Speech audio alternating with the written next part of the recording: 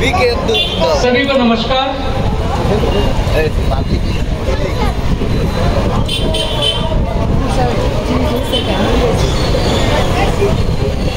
सबसे पहले तो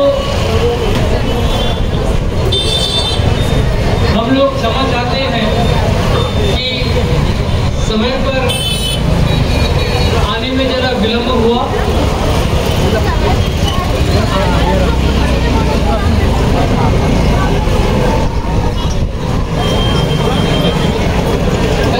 समय हम लोगों ने लिया था और अभी समय 10:40 हो गया है। माता की भारत माता की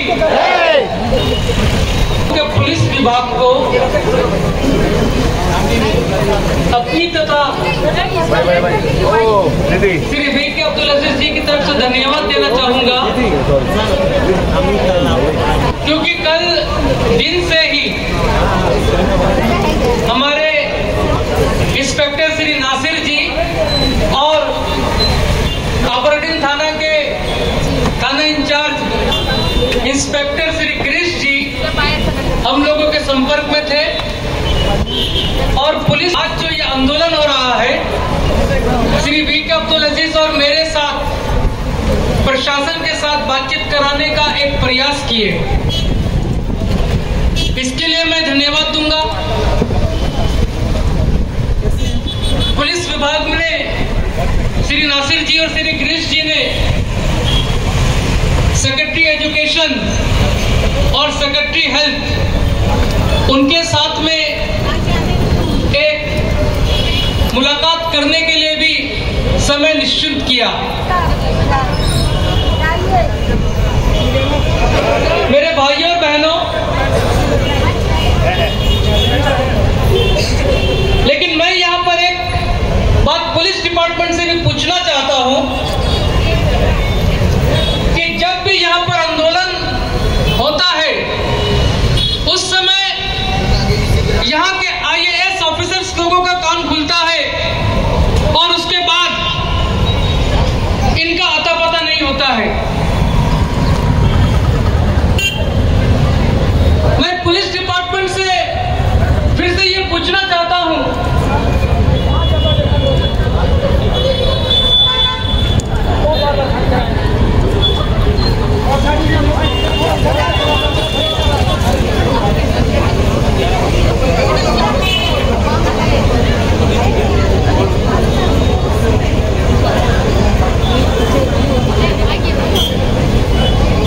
कि जब भी कोई आंदोलन होता है तब IAS ऑफिसर्स लोगों का नींद टूटता है।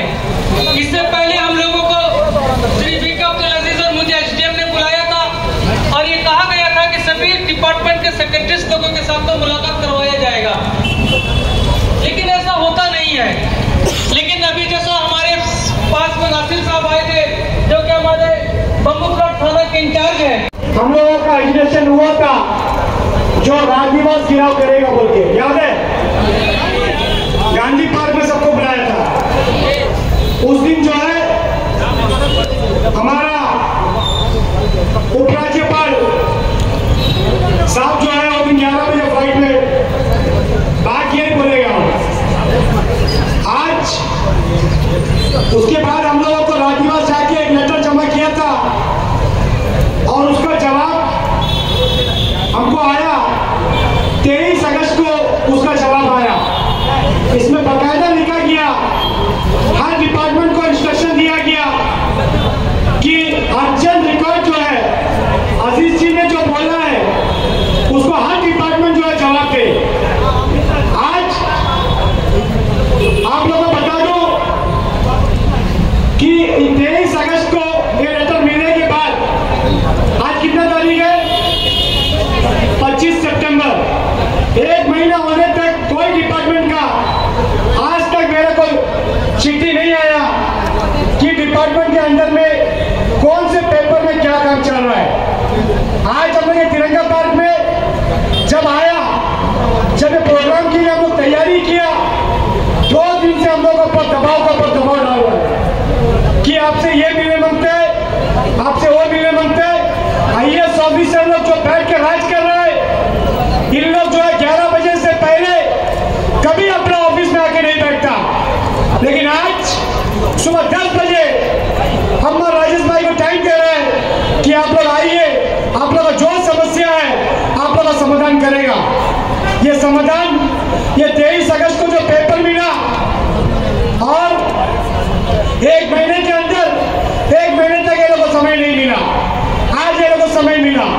लेकिन मैं इस मंच से ऐलान करना चाहूंगा कि आज जो पेपर का ये दिखाने का कारण सिर्फ और सिर्फ एडमिनिस्ट्रेशन को बताना चाहता हूं कि आप लोग ये जुमलाबाज बंद करके आज जो फैसला देगा वो फैसले के ऊपर में हम लोग अपना डिसीजन लेगा।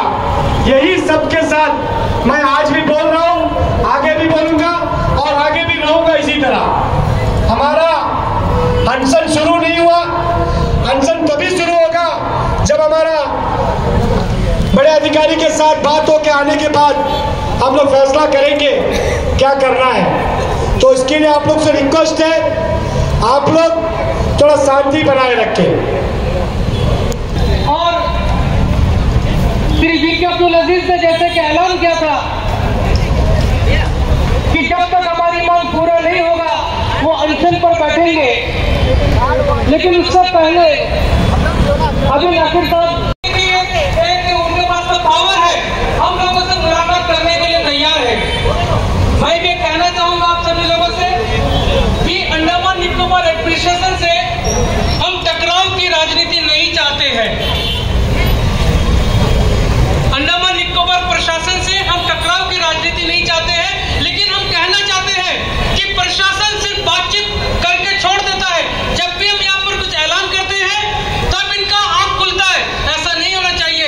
अगर आज श्री वीके अब्दुल अजीज के साथ में या मेरे साथ में, हम दोनों के साथ में अगर प्रशासन की बात, मैं अभी नाम नहीं बताना चाहता हूँ, प्रशासन का सबसे बड़ा अधिकारी हम लोगों से मिलने के लिए तैयार है, तो मैं यही कहना चाहता हूँ कि हम लोगों की जो मांग है उसका एक टाइम बाउंड देना चाहिए, लिखित रूप में देना चाहिए कि 1 महीने के अंदर, 15 दिन के अंदर में आप लोगों का जो भी मांग है उसको हम लोग पूरा करेंगे।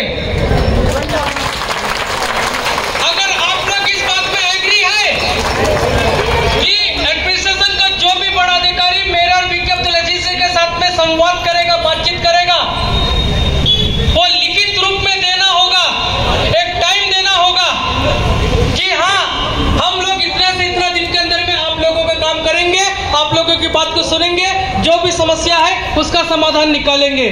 हमारी मांगे कुछ नहीं है सर, सिर्फ इतना है कि हमारे एक्स होमगार्ड के जो जवान आज गर्दन की ठोकर खा रहे हैं उन्हें बिना शर्त वापस लिया जाना चाहिए। कि हमारे होमगार्ड के जवान आज जो गर्दन की ठोकरें खा रहे हैं सबसे पहले उन्हें बिना शर्त वापस लिया जाना चाहिए। हमारे एनएम्स के जो आउटसोर्सिंग के जो लोग हैं उनके बीच में जो दलाल लोग हैं, ये जो ठेकेदारी करते हैं, ये जो हेल्थ डिपार्टमेंट के बीच में दल्लागिरी करते हैं, इनका दल्लागिरी बंद होना चाहिए और इनको सीधा वेतन डिपार्टमेंट से मिलना चाहिए। हमारे जो एजुकेशन डिपार्टमेंट में जो पार्ट टाइम का काम करते हैं, 20 से 25 साल हो गया है काम कर रहे हैं, उनको भी 1/3 के कैटेगरी में लाया जाना चाहिए, बिना शर्त लाया जाना चाहिए। इसी प्रकार फॉरेस्ट डिपार्टमेंट में जो 6 महीना लेते हैं, 6 महीना बाहर कर देता है, इनको भी रेगुलर नौकरी में लिया जाना चाहिए, बिना शर्त लिया जाना चाहिए, क्योंकि इन लोगों ने भी अपनी आधी जिंदगी कुर्बान कर दी है अपने डिपार्टमेंट में जंगल काटते हुए। मेरे भाइयों और बहनों, मैं कहना चाहता हूं कि आज एक मंत्री इस अंडमान निकोबार द्वीप समूह में उतर रहा है और मैं और वीके अजीज ने ये पूरा इंतजाम कर दिया है, जरूरत पड़ेगा तो पर्चा फेंकने के लिए भी हमारे लोग तैयार हैं। मैं आप लोगों को एक बात भी बताना चाहता हूं कि सन 1990 जब मेरा मुच्छी तक नहीं आया था, जब यहाँ पर पहली बार भारतीय जनता पार्टी के बहुत बड़े नेता मुरली मनोहर जोशी पार्टी का गठन करने आया था, तो इस मंच पर मैं भी मौजूद था। मैं एडमिनिस्ट्रेशन को बताना चाहता हूं कि जब लाल कृष्ण आडवाणी जी ने रथ यात्रा निकाल करके अंडमान की धरती में 1991 में कदम रखा था, तो इस मंच से उसका मीटिंग का संचालन भी मैंने किया था। मैं बताना चाहता हूं कि श्री नितिन गडकरी जिनका नाम आप सभी लोगों ने सुना है, जब उसने इस मंच से भाषण दिया था तो उस मीटिंग का संचालन भी मैंने किया था। और एडमिनिस्ट्रेशन सुन लो, जब श्री नरेंद्र मोदी जी, हमारे भारत के प्रधानमंत्री श्री नरेंद्र मोदी जी भारतीय जनता पार्टी के जनरल सेक्रेटरी थे, उन्होंने जब वीर सावरकर का 100वीं जन्मदिन मनाने के लिए अंडमान आया था और जब इसी तिरंगा पार्क से उन्होंने जनता को संबोधित किया था, तो नरेंद्र मोदी जी का उस भाषण का संचालन भी मैंने ही किया था। और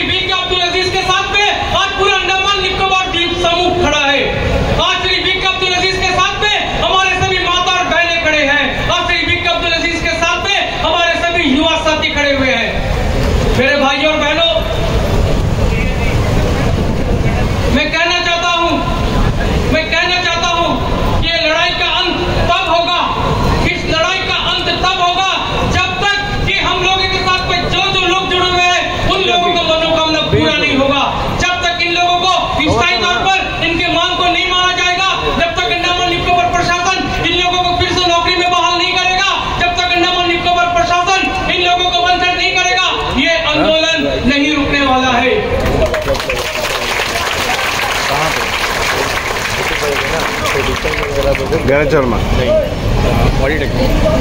मेरे भाइयों और बहनों, अभी चल रहा है। मैं फिर से आप लोगों से पूछना चाहता हूँ कि मुझे और श्री वी के अब्दुल अजीज के साथ आप में से और भी 2 दर्जन